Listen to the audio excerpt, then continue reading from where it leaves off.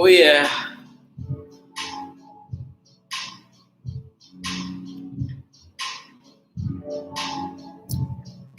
Dulu kena post the link. Alright, what's up guys? It's Jonathan from another Mother Coach Camp Izwan. It's 11:39. It's Tuesday and now is the FAQ segment. Dalam segmen ini saya akan membaca seberapa banyak soalan daripada anda mengenai pemakanan ataupun senaman. What's up people? Welcome to the live FAQ segment. And if you have any question regarding about exercises ataupun nutrition, more than happy to answer your question. Tapi you all kena tulis lah. So I do know at this moment banyak orang tengah bekerja and some of you guys or girls tengah just buka and just dengar. So I do appreciate if you have any question, jangan fikir sebab tentang soalan tersebut sebab saya tak boleh membaca pemikiran anda. Instead type down your question dekat bawah supaya saya boleh membaca dan juga menjawabnya. So sementara itu saya akan just put a few links in my YouTube. So I'm online juga dalam YouTube sekarang. Doing my live in my YouTube. So anyone dalam YouTube can just click on the link.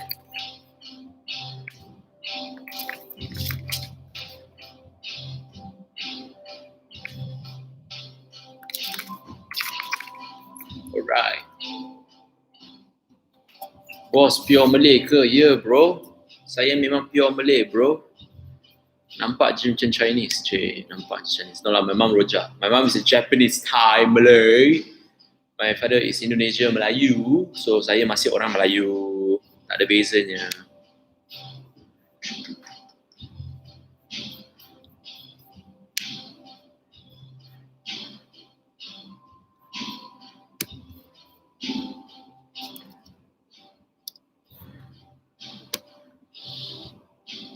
Okay, thank you. Oh, itu soalan awak. Okay, cool. So, I assume most of you tengah bekerja sekarang kan? You just sit in the office atau dekat rumah. What's up, Bahar? And you just switch on and juga listen to whatever I nak berkongsi. I assume. I cuma assume. But I feel appreciated more kalau you ada soalan nak tanya. So, tuliskan soalan anda. Tapi kalau mereka yang tak ada soalan, cuma nak dengar suara saya saja, fine. I can understand that part.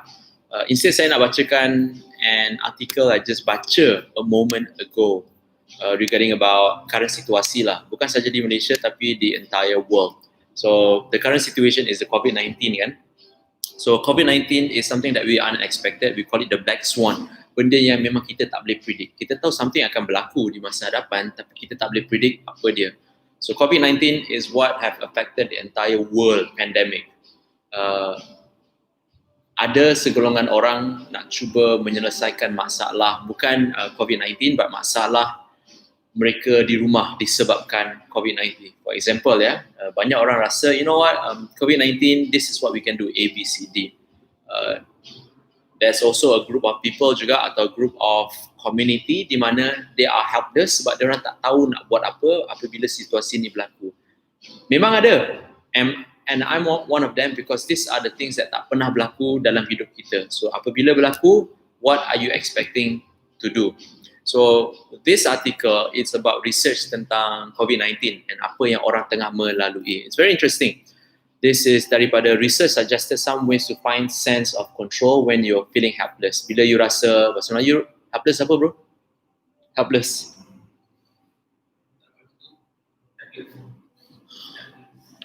Tak maya, tak bermaya, something like that. So tak berdaya lah. So banyak daripada bukan saja anda, saya tapi ramai orang dalam dunia ni at this current moment COVID-19 kan.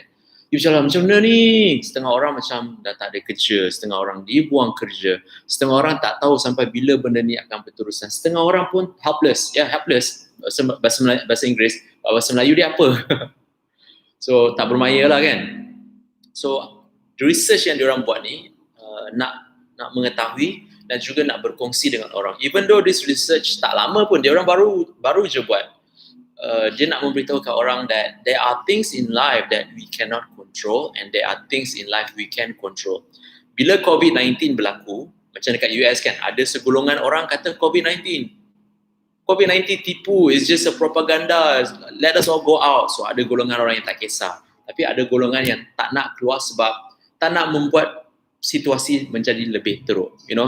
They just assume that because of COVID-19, economy depression jadi lagi teruk. So disebabkan kita duduk rumah, that's why kita punya pekerjaan kita boleh dibuang kerja atau ekonomi tak bergerak. So why not kita keluar daripada rumah and suruh the country to open back the business and operate as usual. So there are people yang macam tu, macam keras kepala. There are people yang very obedient, dengar, because tak nak jadi selfish, nak tolong the entire nation to improve. I'm not going to talk so much about COVID-19. Instead, saya nak berkongsi dengan you guys tentang this research lah. So this research, saya terus baca je daripada dia punya artikel. Feeling helpless can have a very negative effect on our mental health. As a great deal of research shows, so how can we let go of what we can control without just giving up? Macam mana kita nak lepaskan benda yang kita tak boleh kawal? Daripada rasa macam like, alah, shit, because of COVID-19 aku dah tak ada kerja, atau because of COVID-19 aku dah tak boleh jumpa kawan, because of COVID-19 aku dah tak boleh berlepak, because of COVID-19 aku dah tak boleh tengok movie. Like, what would you do? Apa yang telah you lakukan? I kenal beberapa orang yang selalu keluar, selalu bergaul, tapi masa during MCO hari tu, untuk 60 hari lah, I would say 30 hari yang paling strict kan, yang tak boleh keluar rumah semua, diorang rasa depressed gila. Some of them call je orang, call, bro, buat apa bro? They just call je kerja diorang. Sebab diorang tak boleh rasa lonely. Bila duduk rumah, it's actually, we all know duduk rumah tu tempat kita berehat dan tidur, itu je lah kan. Bukan kita nak berlepak sangat. And there's nobody at home apart from our parents. So, few of my friend ada yang macam rasa, they're not depressed, but diorang rasa lonely gila. So, dia akan just call je. So, that is what they do. What do you guys do masa during MCO yang 30 hari yang memang strict sangat, yang tak boleh keluar rumah langsung? Apa yang you guys buat? So you can just share. So I'm just going to continue baca artikel kat sini ya. So the wisdom to know the difference. So research dia bunyi macam ni. In early April, baru je like in early April, as cities around the world were going into lockdown, Frazier, the researcher, and her team signed up 400 students to take part in 3 weeks experiment. In surveys, the student told her that COVID-19 was affecting their daily lives significantly, leaving them struggling to transition to online classes, missing their friends, and worried about how long this all would last. Like, kita terfikir-fikir sangat, like, sampai bila lah benda ni nak berlanjutan. Macam sekarang lah kan, sampai bila lah kita tak boleh pergi kerja, sampai bila lah restoran tak boleh buka, sampai bila lah gym tak boleh buka, sampai bila lah movie tak boleh buka. Like, kita terfikir-fikir. We are so curious, human are curious creature. Kita nak tahu sangat di mana macam like, sampai bila lah, takkan nak macam ni je kan. That's why they say this is the new norm kan, benda yang baru yang kita kena mengadaptasikan. Manusia ni memang terror sebenarnya. It takes a while for us to adapt. Once we adapt, it's okay, I can survive without movie, tengok Netflix je lah. So research ni berkongsi tentang masalah COVID-19 yang diorang buat ke atas para pelajar, 400 para pelajar. And para pelajar tersebut berkongsi tentang masalah diorang, which is kita punya masalah lah.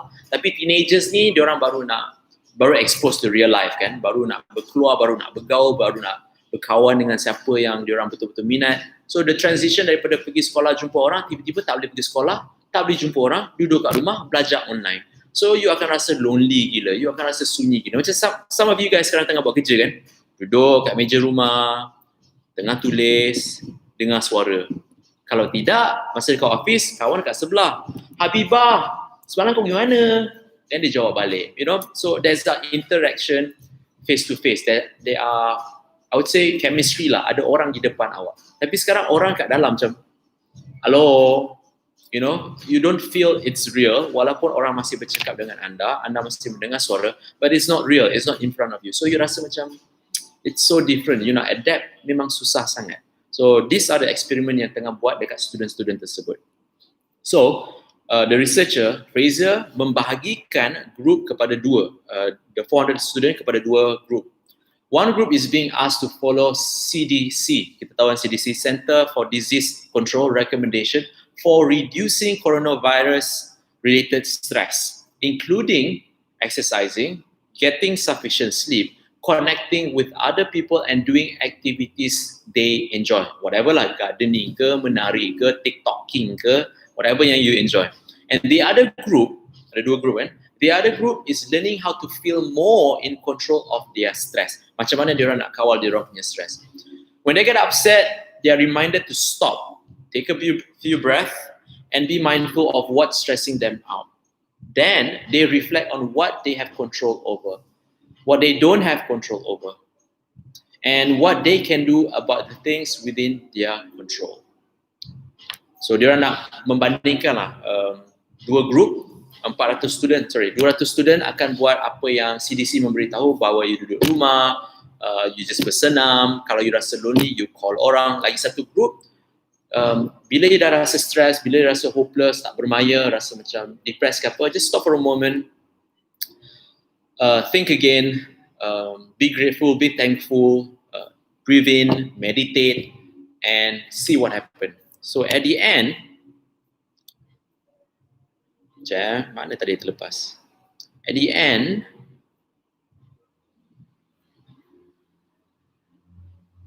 it might seem counterproductive to also reflect on what you can't control, but making that distinction is important. Without it, we might end up in a state of anxiety and hypervigilance. As we try to tame reality into submissions, refusing to accept our areas of powerlessness.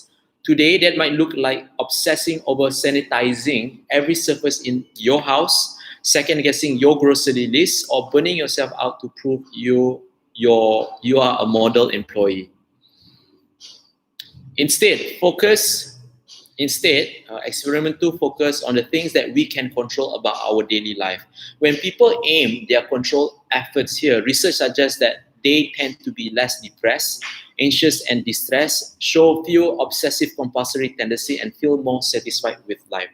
So to summarize lah tentang research ni, instead you fikir benda yang you tak boleh kawal, you fikir apa benda yang you boleh kawal. Contohlah kan, macam tadi I beritahu that orang selalu fikir lah, sampai bila lah COVID-19 ni akan berterusan.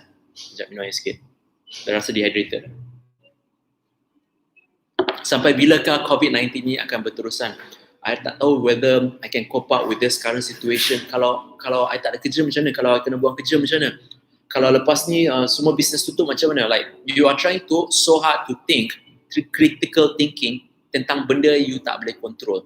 A very good example, pada masa ni pun, our minister pun tak tahu nak buat apa. Diorang cuma tengah bergaul siapa nak jadi the next PM. So diorang sendiri pun tak tahu nak buat apa. Instead, just chill out, lay back, do things that you can control. Macam my best advice kan, benda yang you rasa terganggu disebabkan COVID-19, for example, business or you punya pekerjaan terganggu kan, you cannot fight back, kata, you know what, why you want to fire me, or you know what, business ni nak tutup. Like, you have no control. Even kita pun tak boleh nak control berapa banyak klien boleh datang. We have no control. We cannot convince people because this is about health, tentang kehidupan dan kesihatan. Instead, we have a control on things that we can manage. Contohlah, kalau ada klien nak datang, kita just beritahu, you boleh datang pukul berapa. We can just manage, but kita tak boleh paksa orang. Same as you guys juga. Kalau you tengah bekerja daripada rumah, it's still better than not working at all. Kalau you rasa berat badan anda telah terjejas disebabkan COVID-19 sebab tak banyak bergerak, apakah benda yang you boleh buat at this moment? You masih boleh bersenam walaupun di rumah. So you have to take control on things that you can manage instead of things yang you tak boleh manage langsung. So this thing is kind of interesting. Not kind of interesting. It's very interesting for me. Sebab diorang ada research. Kita selama ni cuma cakap based on kita punya experience kan tentang COVID-19. Aku rasakan COVID-19 ni akan berterusan sampai akhir tahun kot, or maybe sampai tahun depan kot. Kalau sampai tahun depan macam mana kita nak workout lah mak? Mana gym semua tutup lah, so kita tak boleh bersenam lah. Then jadi gemuk lah. Like, you are thinking so much ahead whereby you can just think for now, like, you know what, petang ni I nak workout sekali. So things what you can manage at this moment. So this is one of the article I baca tadi lah, and based on the research, dia kata tak payah buat critical thinking tentang COVID-19. Instead, buat benda yang you boleh buat saja, yang you mampu. Tak perlu nak fikir banyak-banyak dah. In terms of pekerjaan dengan business, tak bermaksud you tak boleh bekerja langsung. You can still work from home. And if you are affected due to COVID-19, which I clearly understand, kami pun affected, but tidak bermaksud that you have to give up with your business unless you rasa memang you cannot do anything about it lah. Instead, find things that you can do at this current moment. Macam semalam kita orang duduk, kita meeting for about 1 hour plus. We think what we're going to do next. Next bermaksud, apa lagi yang kita boleh buat di mana kita boleh communicate dengan you guys semua. So we have a rough idea what we're going to do by next month. Meet to next month. So anyhow, itulah perkongsian saya mengenai tentang the artikel saya baru baca tadi. Kepada mereka yang baru masuk, welcome to the FAQ segment. I've been live for the past 16 minutes. Jikalau anda mempunyai soalan mengenai pemakanan atau senaman, feel free to drop your question below as I will read your question and also answer your questions.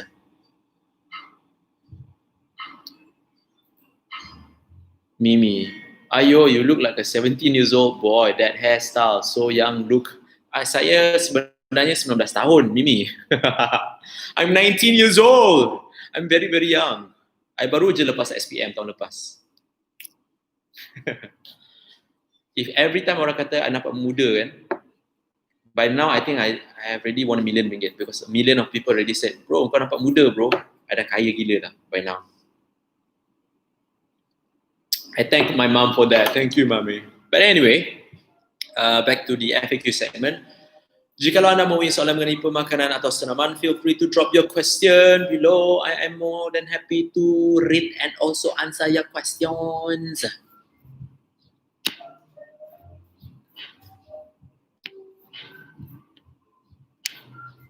Hari ini gonna be a very laid-back day for us. 27 times 2, that is 34. That's a formula, betul lah kan? That's a formula, betul. It's gonna be a layback day for us. I wouldn't say layback sangat, tapi adalah klien kejap lagi. Tadi dah ada pagi tadi, then we have an assessment, and the next one would be at Chris 3, lepas tu pukul 4, lepas tu chill out. But still, 4 hours a day is still good. It's better than not doing anything at all. And yes, I'm going to do my live workout session kejap lagi pukul 6 petang because tak ada klien pukul 6. So we're going to restart again the live workout session. Kepada mereka yang nak join kita punya live workout session, feel free. The workout routine going to be tak macam sebelum, iaitu 6 set. We're going to start back from 4 set for the entire week dahulu supaya badan kita dapat adjust dengan the workout again.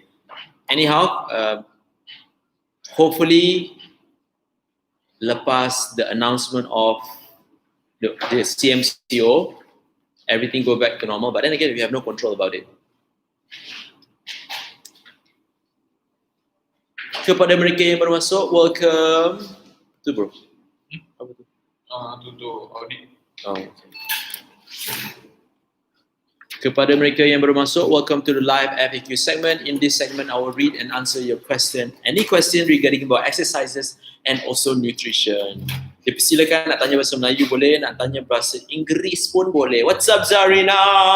Welcome to the FAQ segment.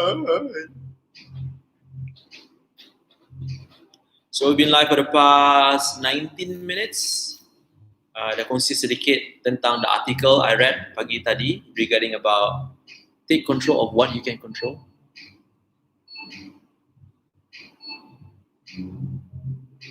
Sorry, ada message.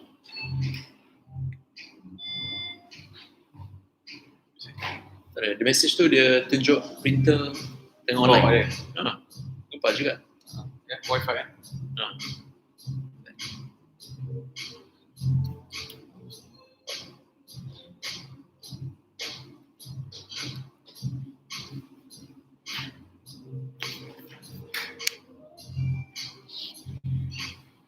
May I ask apa yang semua orang tengah buat? Kerja ke?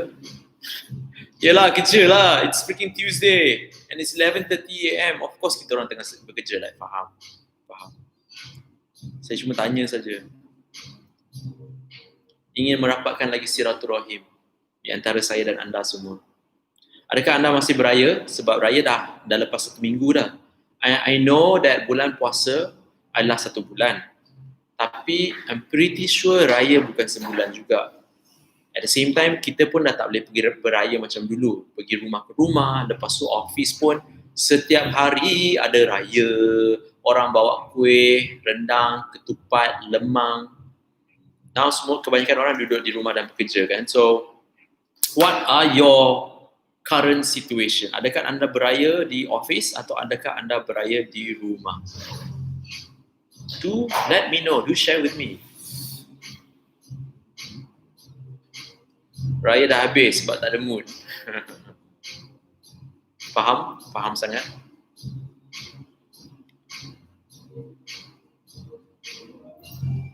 Even I asked a few my client yang tadi I tanya, yang I share the Insta story, this gentleman dapat turunkan 13 kilo berat badan dia dengan usaha dia sendiri, and he gained 2 kilos selepas raya.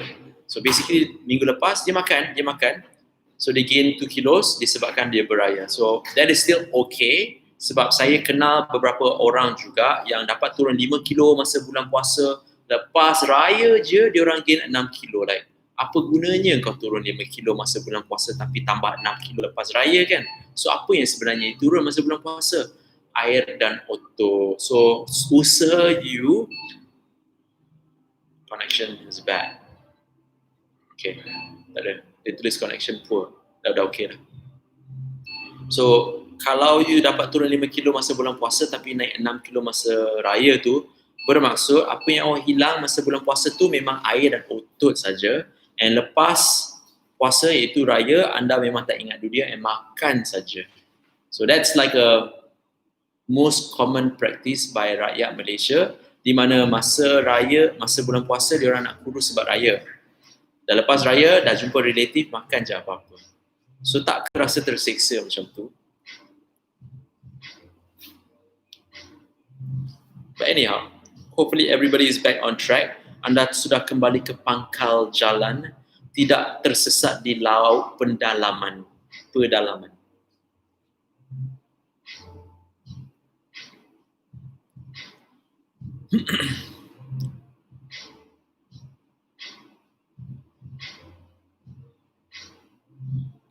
Kepada mereka yang bermasuk, welcome to the live FAQ segment. We've been live for the past... Dina tengah masak, coach. Wow, nice. Masak apa tu? Masak lunch. Kepada mereka yang bermasuk, welcome to the live FAQ segment. Kita dah live since 11:30, about 23 minutes dah. If you have any question regarding buat pemakanan atau senaman, feel free to drop your question below. I'm more than happy untuk membaca dan juga menjawab soalan anda.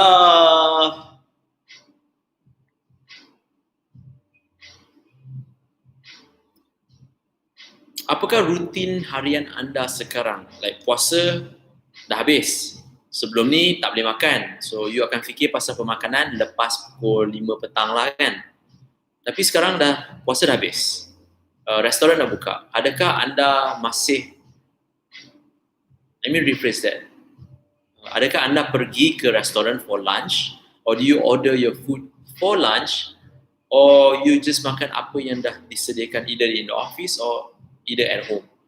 What's your current routine at this moment?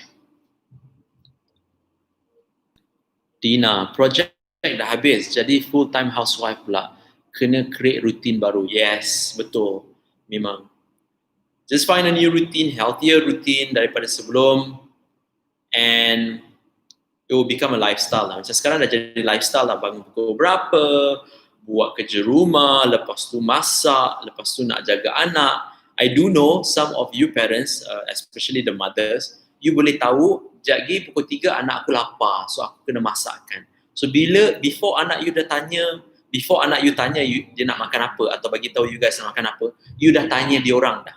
So dia macam, mama tahu dah. Like you know them really really well, sebab you dah tahu rutin harian atau lifestyle dia orang kan. So same, you create a new lifestyle from the habit that you have been practicing sejak MCO bermula. Work resume but gym still closed. Betul. Usually the commercial gym lah, the gym yang besar-besar. sebab tak boleh ada banyak sangat orang kan. Clearly understand that part. I clearly understand that part. I pun ada few orang tadi inquire. Diorang inquire kata nak berhenti diorang punya gym sebab diorang pun rasa gym akan tutup. So diorang nak datang ke sini. I'm like, up to you guys, but why not we consult you dahulu, we assess you dahulu. Even I'm a member of Celebrity Fitness. Saya adalah member kepada Celebrity Fitness since 2008. But masa pergi Australia tu, I freeze my account lah. But I'm still currently still a member, cuma freeze my account.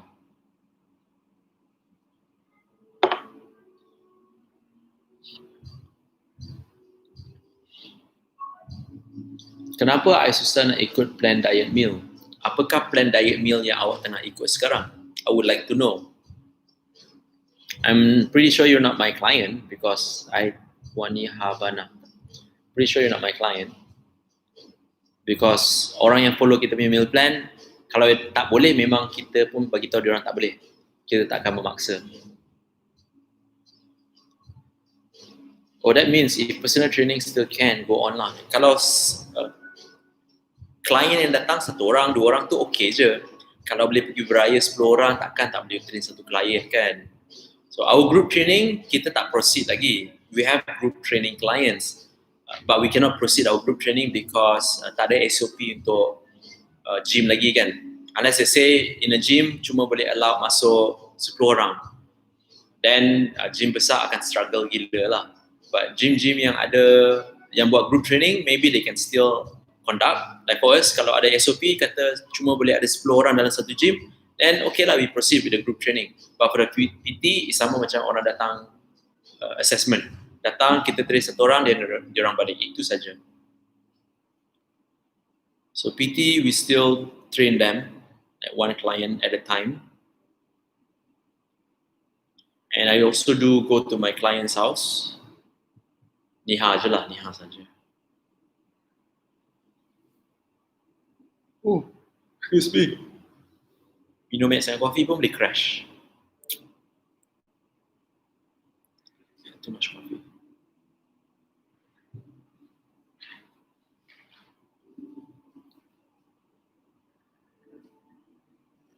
Excuse me.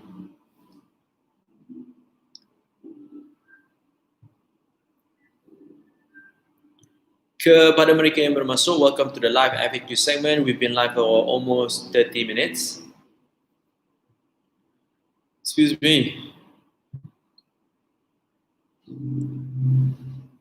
If you have any question mengenai pemakanan atau senaman, feel free to drop your question below. I'm more than happy to read and also answer your question. I am Wani Havana. My brother is a personal trainer. Dia dah bagi plan meal apa I kena ambil, but I still tak boleh ikut. Okay. This is what I can berkongsi. Regardless, brother, family members, kawan-kawan, doctors, trainers, jikalau mereka memberi anda sesuatu yang anda tak suka buat, anda tak akan buat. What I'm trying to say here is, imagine all of you, I kata you all semua, kalau nak kurus, kena ikut training I. Atau kalau you nak kurus, you kena ikut training XYZ. Kalau nak kurus, awak tak boleh makan nasi. Kalau awak nak kurus, awak cuma boleh makan ikan saja. Kalau nak kurus, I can keep going on lah. If I tell you to do things that you don't like, you will never do. Walaupun ada result at the end of the day. Macam saya kata, kalau you nak jadi kaya, you kena bekerja sebagai trainer. But most of you like, kenapa nak kerja trainer? Aku tak minat lah nak cakap dengan orang atau nak pegang peluh orang atau nak pegang, nak instruct orang atau nak jerit ke orang. You tak ada minat. So when you tak ada minat, you tak akan buat benda tu berterusan. To do something that you enjoy most, like what I'm currently doing, personal training, helping people, you need to be very passionate.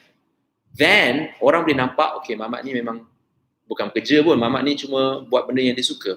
So you guys can notice from what I'm doing. This is what I enjoy doing. So I tak pernah complain, this is pekerjaan. This is what I enjoy doing. Same juga.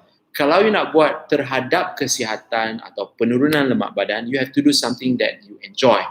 Kalau you rasa berlari tu susah sangat, tapi orang kata kena berlari untuk kurus, you cuma akan buat untuk sementara waktu sahaja. Because you're forcing yourself to berlari, di mana you tak bersuka berlari. Like I have repeated many times, saya benci buat cardio. Saya benci buat cardio. Because I don't like running, I don't like cycling, I don't like swimming. Saya tak suka. So I'm doing what I enjoy most, which is lifting weights. Maybe lah buat burpee semua benda tu. Even my live workout, I beritahu kat orang, I hate my cardio workout, even though I'm doing it for you guys, but I hate doing cardio. But I'm doing it for you guys. It's not for me tau. I tak buat cardio for me. I tak buat cardio untuk kurus. I buat for you guys, your life. But what I enjoy most is lifting the weights. Itu benda yang saya minat. That's why I can always do it. So for you, Havana, the reason why you gagal, it is not because your brother is a trainer atau your brother bagi diet yang salah atau your brother, let's not put your brother like someone, kita panggil someone lah. Someone give you a plan, diet jenis XYZ. Bukan. It's because before someone want to help you, anda kena tolong diri sendiri. Okay. You have set your mind. I nak berubah, I nak jadi sihat. Fine. You have set your mind. But bila you nak ikut sesuatu, you kena ikut benda yang you suka. Bermaksud, kalau you nak follow whatever plan out there, low carbs, keto, dash diet, Atkins diet, whatever diet you nak follow, you kena tanya diri sendiri, aku betul-betul boleh ke buat macam ni? Aku betul-betul suka makan roti ke? Tapi seumur hidup ni tak pernah makan roti. So when people prescribe to you things that you don't like, you will never do it as a lifestyle. You do it because you terpaksa buat. So bila orang menggunakan perkataan terpaksa, dia tidak sincere atau dia akan rasa macam I force myself to be healthy. So what you're going through now, Havana, is anda memaksa diri anda untuk menjadi sihat, which you don't like. That's why we always consult our client dulu. Kita selalu consult like, banyak orang tanya, coach, saya nak sign up in your program. Like, wait, chill. You tak perlu sign up kita punya program. Let us consult you dulu. Let us know whether kita boleh tolong awak ke tidak. So assuming Havana, we're having a consultation sekarang. I tanya the first question, Havana, what is your goal? Dia akan jawab, I nak kurus, I nak confident, I nak sihat, I nak menurunkan lemak badan. So, okay, most common people akan jawab macam tu. Then I tanya lagi, apa yang telah Havana cuba? Oh, I dah cuba berdiet, I dah cuba bersenam, I dah cuba semua benda dalam dunia. And selalunya orang kata macam tu, I dah cuba semua benda tapi gagal. Diorang tak nak cakap that aku gagal sebab apa. Diorang cuma kata, aku dah cuba semua benda tapi tak jadi. But I ask again like, if you kata semua benda tak jadi, something is not right. Apa benda yang you dah buat tapi tak jadi? From there, we will start to consult you, di mana you will go so deep that you realize apa sebenarnya punca yang awak gagal. Bukan diet, bukan bersenam, ada sebenarnya punca dia. Bukan diet tak jadi. Whatever diet yang menggunakan data and research dalam dunia ni, semua jadi. That's why they have research behind it. Kalau tak jadi, ada sebab dia. So kepada mereka yang saya pernah consult, you notice how I consult you. It is very macam CBD, Cognitive Behavior Therapy. I'm not a certified therapist. I cannot say that I can consult you macam psychologist, psychiatrist. I cannot. But I'm applying the same approach di mana kita dapat tahu apakah punca sebenarnya anda gagal. Macam you tanya anak-anak atau adik-beradik you, kenapa boleh fail? Dia orang kata, sebab tak baca buku. Ada sebenarnya sebab selain daripada tak baca buku. Kenapa dia orang tak nak baca buku? I nak kongsi satu cerita dengan you guys ya. So people masa zaman belajar dulu, my mom rasa I ni bodoh. Bodoh as in like pemalas. Bukan bodoh sebab I can think. Pemalas lah. So she said, you ni pemalas. You kena baca lebih banyak buku. But bila I buka buku, I only can spend 15 minutes tengok buku. Lepas tu my mind will go somewhere else. So I have attention deficit disorder. Memang I tak boleh fokus. Sebab benda tu I tak suka. Bila you suruh atau memaksa orang membaca atau membuat sesuatu you tak suka, you takkan boleh absorb. A very good example ya. Kalau saya kata kat you guys, kalau you nak jadi pandai, you kena baca buku French. You're like, apa kena mengena aku kena baca buku French? Betul tak? Like, kenapa aku kena baca buku French? I don't like French. Then you akan buka je, you akan just baca sikit, fuck it lah, I'm not gonna read this. Because you tak ada minat. That's why kalau nak buat sesuatu, you have to have interest. You kena ada minat. Memang semua orang ada minat, keinginan, kemahuan nak jadi kurus, nak jadi sihat. Tapi adakah itu benda yang you minat nak buat? Atau adakah itu benda yang awak terpaksa buat? So kalau you nak buat benda tu sebagai lifestyle, you have to do it because you want to do it. You volunteer to do it instead of aku kena buat benda ni, malasnya, aku tak suka lah, aku benci lah. That's why orang benci perkataan diet. Alah, I tak boleh diet lah, susah lah nak diet. Macam ni lah, I tak boleh diet lah, susah nak diet. There's another story I can kongsi with all of you guys. One of this female follower, my female friend dalam Instagram follower lah kan, Nurmil. I can't remember. No, Nurmil is my client. I forgot nama dia. Tapi dia pernah cerita. I pun pernah share dia punya perkongsian dalam DM. Dia kata, coach, sebenarnya selama ni I kurus sebab I nak tunjuk kat kawan-kawan I boleh kurus. Tapi benda tu temporary je. Bila I dah dapat kurus, I naik balik. Bila dapat kurus, I naik balik. Tapi sekarang coach, I dah dapat maintain healthy lifestyle, makan sihat semua. Disebabkan I tahu sebab utama saya. Dulu sebab utama saya nak tunjuk ke orang saya boleh kurus. Tapi sekarang sebab utama saya selain daripada nak jadi sihat, saya nak jaga kakak saya yang mempunyai penyakit XYZ. So dia ada sebab utama yang membuat dia sentiasa nak jaga kesihatan.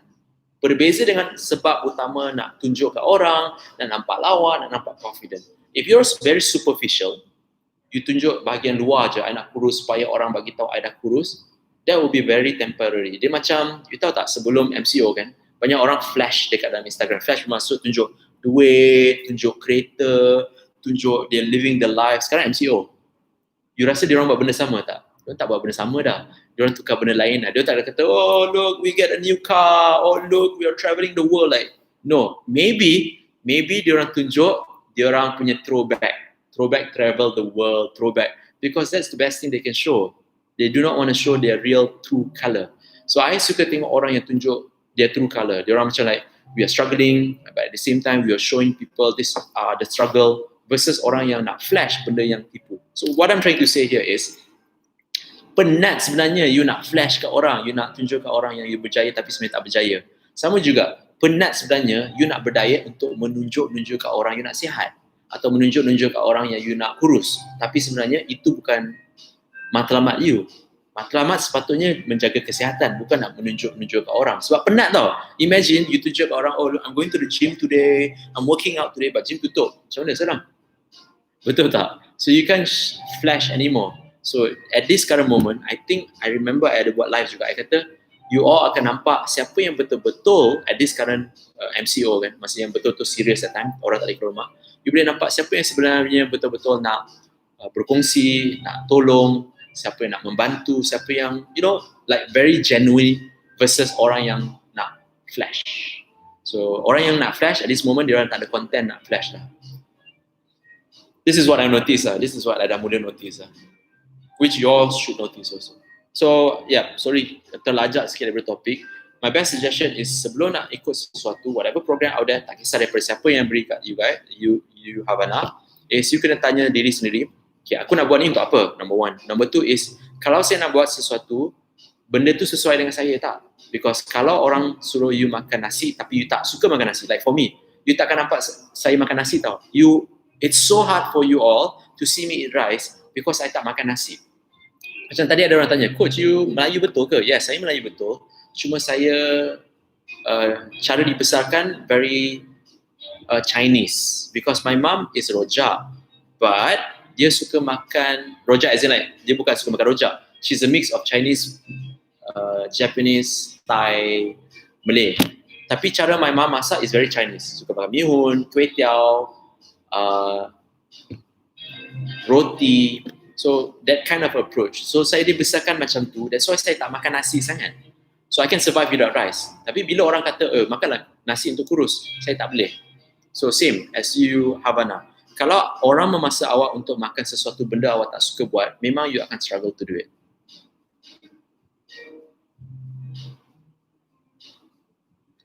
Gym semua dah boleh buka ke coach? Belum lagi. Cuma saya datang ke gym. Like I said, guys, I've been still sleeping in my gym during MCO. So, saya tidur dekat dalam gym during MCO supaya saya boleh buat live setiap hari sampai sebelum raya itulah. So now we're still doing our video, we're still consulting our client and still doing the same thing. I'm still doing the same thing, masih MCO. Cuma sekarang klien datang untuk assessment atau klien datang saya train saja. But the gym is not open macam sebelum di mana kita ada group training, kita ada ramai orang datang. Tidak. We have not, the government haven't announced yet dia punya SOP untuk gyms and also fitness center. By the way guys, fitness center punya business is not the priority untuk Malaysia punya ekonomi. So kalau diorang kata gym tak boleh buka nanti tahun depan pun, it does affect business owner, but it doesn't really affect much on the Malaysia punya ekonomi tau. Tidak langsung. The first thing diorang nak buka sebenarnya adalah stadium bola. Itu yang diorang nak buka dulu sebelum nak buka gym. Bukan gym tapi stadium bola diorang nak buka. That's the priority.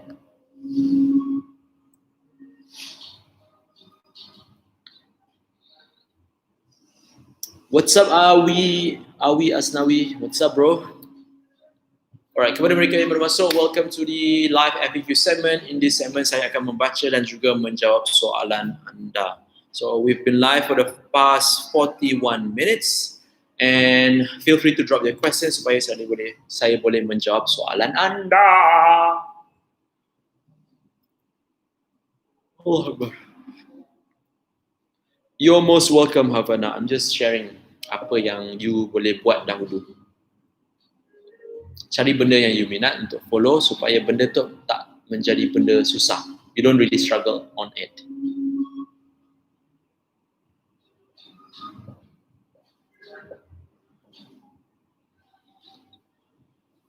We have less than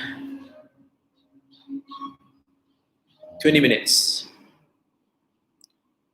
for this FAQ. Again, saya akan live my FAQ macam biasa 11:30. I'll try to arrange my client before atau after tersebut so I can maintain atau be consistent with this FAQ punya segment punya masa at 11:30 to 12:30. So this will go on until end of MCO. I'm pretty sure MCO sampai 9 Jun ke 6 Jun? 9 Jun. This Friday lah kan? No, next week. Sure. Next week Tuesday. Very high possibility ada kelonggaran on MCO tapi dia akan berterusan. Berterusan bermaksud kan gym may be affected. This is my forecast lah agak-agak. They only allow numbers of members at a period of time. Kalau gym betul-betul buka, mungkin dia akan kata cuma boleh ada 10 members saja masuk serentak. So all this commercial gym yang boleh muat ratusan orang, mungkin dia orang akan buka macam okay, pukul 2 sampai pukul 4, 10 orang. Pukul 5 sampai pukul 8, 10 orang. Like, macam mana dia orang sustain business tu So kepada mereka yang ada gym tersendiri, it may affect you a bit. Like for us, of course it will affect in terms of group training. Tapi for PT, alhamdulillah okay lah. Because kita buat one client at a time kan. And also I do know restaurant are affected. Macam last Friday I pergi jumpa my business partner dekat restoran Huckleberry. Usually masa kita pergi Huckleberry memang crowded. Like you can see more than 20 over people. Mak-mak orang datang, anak-anak semua datang macam crowded gila tau, bising gila. But last week it was only less than 12 people dalam tempat tu tau, because I think the quota tak boleh lebih 10 orang kalau tak salah. So 12 orang tu termasuk pekerja dia orang lah. So it was so different. It was so different. Tapi crowded lah. I noticed that Bukit Damansara crowded, even the bars are open tapi tutup awal. So I think this is how it's gonna be for the next 6 months. Kepada mereka yang baru masuk, welcome. If you have any question regarding about exercises or nutrition, feel free to drop your question. You could be in the YouTube. You can also be in my Instagram. I'm more than happy to membaca soalan dan juga menjawab soalan anda.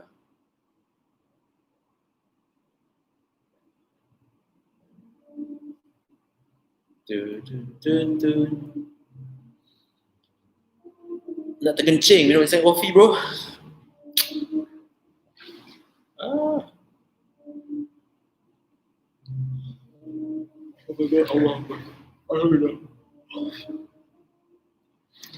Miss Zest. Hi coach, hi. How and what best way to kickstart a clean eating lifestyle? Have always been a problem to me. Okay, can you share a bit apakah yang telah anda cuba? What have you tried to do because you said it's a problem to you? What have you tried actually that you are struggling to do it? Kongsi sikit.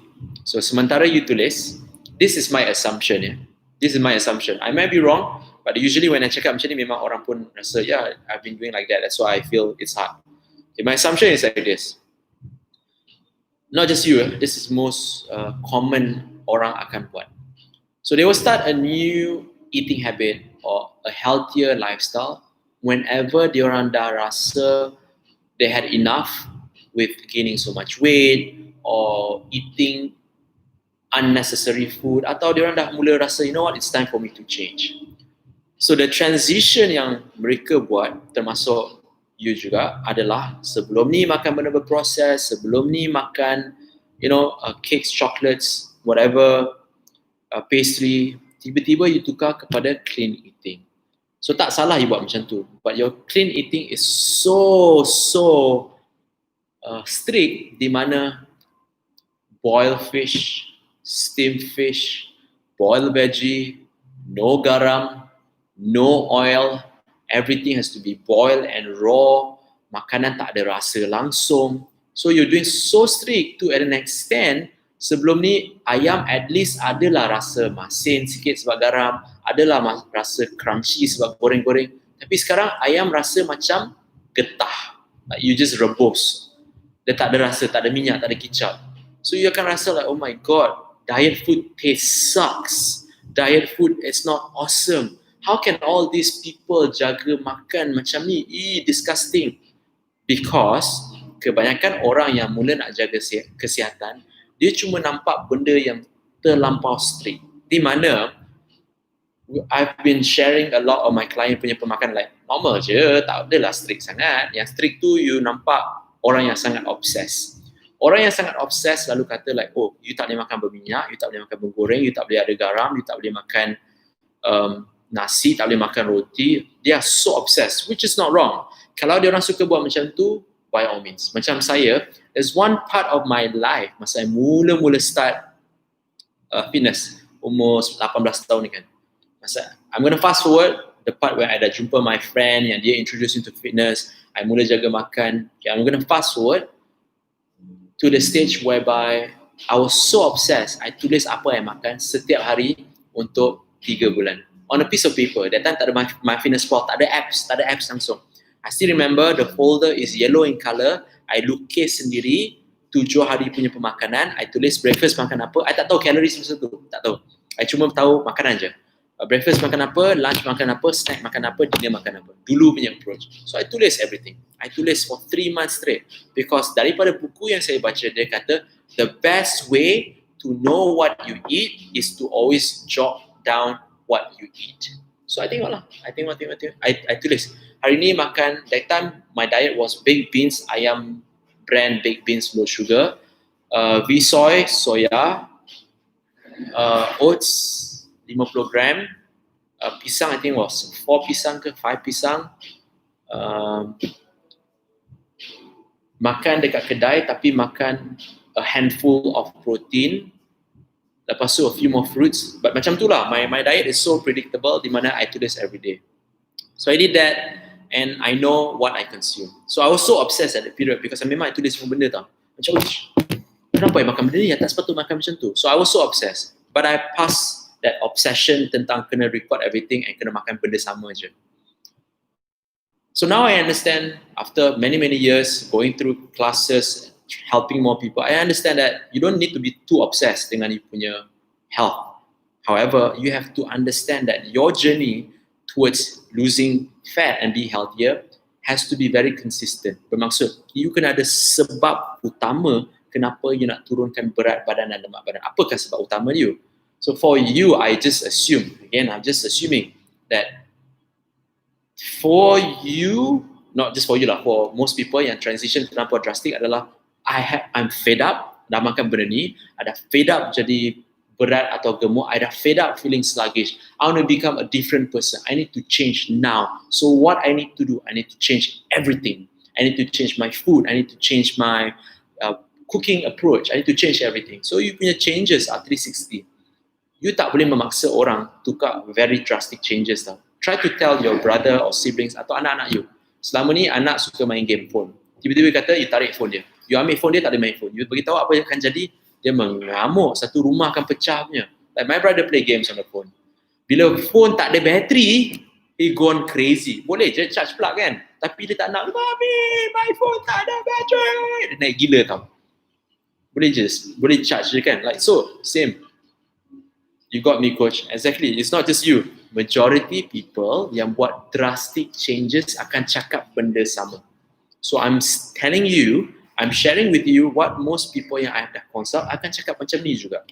So don't worry, you're not the only person going through the phase. You are one of many people going through the phase. So which is correct lah apa yang berkongsikan. So this is my best advice kepada anda semua yang buat drastic changes. Don't be so obsessed. Your obsession will backfire you because you assume, everyone out there assume that kalau I buat drastic changes, the result will be fast. So what you want is actually you nak buat drastic changes so you nampak a fast result. The reason why majority orang nak buat macam tu for fast result, supaya you nak maintain you punya momentum or your motivation towards your weight loss journey. Trust me, weight loss and fat loss journey, it requires time. There's no such thing as shortcut. Kepada mereka yang expect I nak turun 5 kilo dalam masa 1 bulan, it can be done. It can be done. However, can you maintain that kind of consistency? Or I tak nak makan goreng-goreng, I nak boil, I nak raw. You rasa you boleh buat tak untuk semua hidup? Tak kan? So you will struggle at the end of the day. So find something that you nak buat that you can sustain. Kalau you kata, I nak makan ayam goreng, tapi nasi I nak makan brown rice. Yeah, stick with that first. Maintain that for the next 4 weeks or a month or 2 months. Just maintain. At least you boleh buat benda sama repetitively. Buat. Then you akan nampak result punya. It won't be as accurate as macam you follow a proper meal plan atau you have your own measurement. But at least you see changes and you are enjoying the process. Jangan buat benda sesuatu yang you tak suka. Buat benda yang you minat atau you suka. That's my very best advice. Dina Hashim. Thank God for olive oil dalam menu plan. I dapat makan ayam goreng kunyit. Satu sudu olive oil pun boleh buat masakan Melayu macam biasa. Thank you, Coach. I should thank you for being consistent with your meal plan. Again, whatever you have achieved, cara masakan, you masak sendiri. I pun tak suggest masak macam mana. You sendiri masak. Apa yang you guna juga. You bought all the food. You bought all the tools. You dapat maintain the food is because you own hard work. Again, we do not call you to masak apa. We do not call you to follow the meal plan. We just do our part is to help you by designing a meal plan based on your composition. So again, we thank you for trusting us. We've been live for the past 53 minutes. Kepada mereka yang nak tanya soalan, thank you very much. Kepada mereka yang nak tanya soalan, thank you, Coach. No worries, Miss Zets. Kepada mereka yang nak tanya soalan, feel free. Maybe I take one more question sebab dah 53 minit. I ni suka cakap panjang-panjang kalau aktif disebabkan kopi lah. Cuma masa bulan puasa tu tak cakap banyak sangat because dehydrated. So sekarang banyak kopi I boleh minum. So I can just talk all day long. Maybe I will take one more question. Jika kalau anda mempunyai soalan mengenai pemakanan atau senaman, feel free to drop your question below. The reason why I see like this sebenarnya terkencing ni. Biasa kopi. Memang terkencing ni. So I just tunggu one more question and I'm out. Terus pergi tandas. Again, kepada mereka yang been with me since the beginning, I thank you very much for supporting me. I thank you very much for registering with our consultation. I thank you very much for listening. I thank you very much sebab berkongsi dengan kawan-kawan you guys about us. Kepada mereka yang baru masuk, if this is your first time here, my name is Kamarul Izwan Kamarul Zaman, seorang jurulatih bertauliah daripada Australia, pakar dalam pemakanan dan juga membantu mereka yang ingin menurunkan lemak badan. So if you have any question regarding about nutrition or exercises, Feel free to drop your question below. I will read and also answer your questions. Woo.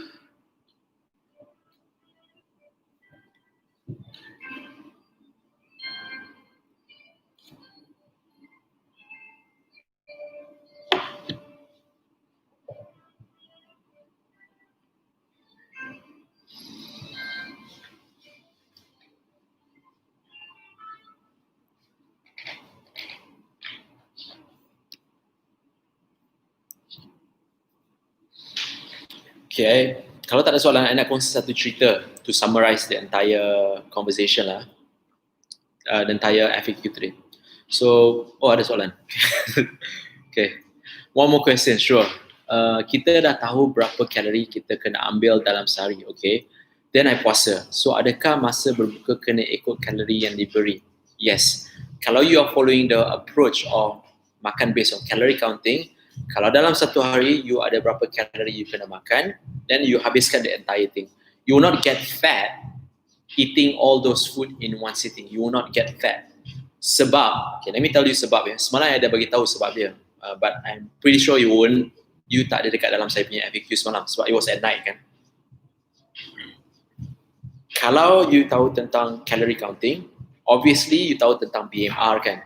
You have to figure out berapa banyak kalori perlu dimakan based on your age, your height and your activity level. So those are the formula, tak tepat tapi formula juga untuk mengetahui berapa banyak kalori yang diperlukan. So what is actually BMR? BMR adalah kadar kalori yang diperlukan. Sorry guys, my tongue is twisted a bit because my macam braces ni tau. Dia macam, you know kalau you pakai braces dia cakap tak clear. So macam tu lah sebenarnya. So anyway, I'm going to sambung balik. What is BMR? BMR adalah kadar tenaga yang diperlukan oleh badan kita dalam satu hari tanpa buat apa-apa. So you know the amount of calorie you require to consume in a day. Betul tak? So BMR tersebut adalah tenaga yang diperlukan dalam satu hari.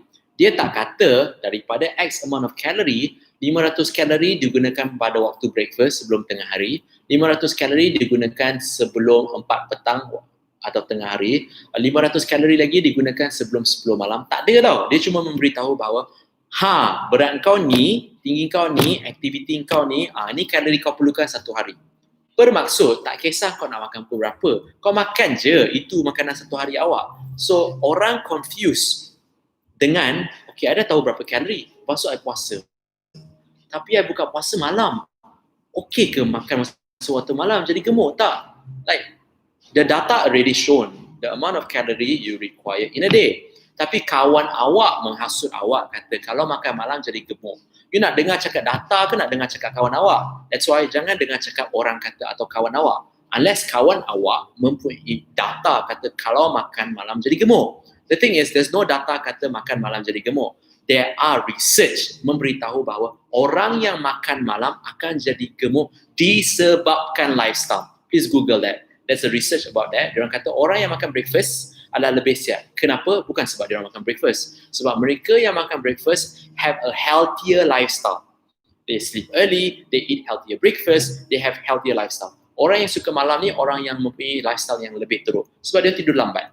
So ada banyak peranan sebenarnya. Jangan just dengar orang kata makan malam jadi gemuk. No, don't listen to your friend. I'm telling you upfront, don't listen to your friend. Instead, listen to the data. Even the research and data tells you that you kena makan mengikut kalori. The basic stuff, the calories. So makanlah ikut kalori. Pagi ke, petang ke, malam ke, tengah-tengah malam ke, doesn't matter. Janji you makan mengikut keperluan badan you. So that's my answer regarding about bila you nak makan atau berapa banyak you boleh makan. So don't listen to your friend. Dia buat you lagi confused saja. So I would like to end. Satu soalan lagi, Dina. Coach, regarding coffee, I read coffee cause insulin spike. No, coffee doesn't increase insulin spike because it doesn't have sugar unless you minum 3-in-1 coffee. Should I steer clear diabetic patient? Coffee doesn't increase insulin spike. Tak ada. Insulin is caused by glucose. Dalam coffee tak ada glucose unless you minum coffee latte, coffee Starbucks, coffee yang ada gula kat dalam lah. But anyway, I'm going to summarize because 19 seconds to go. Thank you very much kepada anda yang tanya banyak soalan mengenai pemakanan dan senaman. Kejap lagi, I'm going to go live at 6 p.m. for the live workout segment. If you have any question regarding about senaman atau makanan, just click the link in my bio for free consultation so Azizi can consult you. See you guys later at 6 p.m. Take care.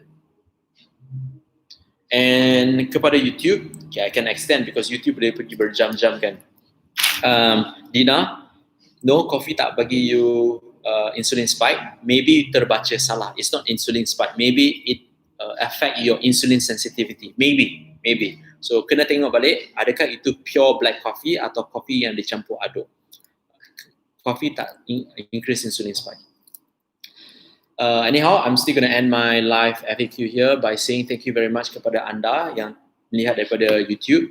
On a daily basis until on the 9th of June, I will still do my FAQ segment. So feel free to come in, dengar. If you want to comment, if you want to ask question, feel free to drop your question. And I do appreciate kalau you boleh subscribe into my channel or tell people about us to subscribe into our channel or even view our video, our client punya journey or the content that we create supaya orang tidak disesatkan dengan ilmu orang kata. So that's why we have our YouTube channel or social media di mana we're going to put all the content with the data inside. Anyhow, see you guys later at 6 p.m. for the live workout. Take care. Assalamualaikum and peace out.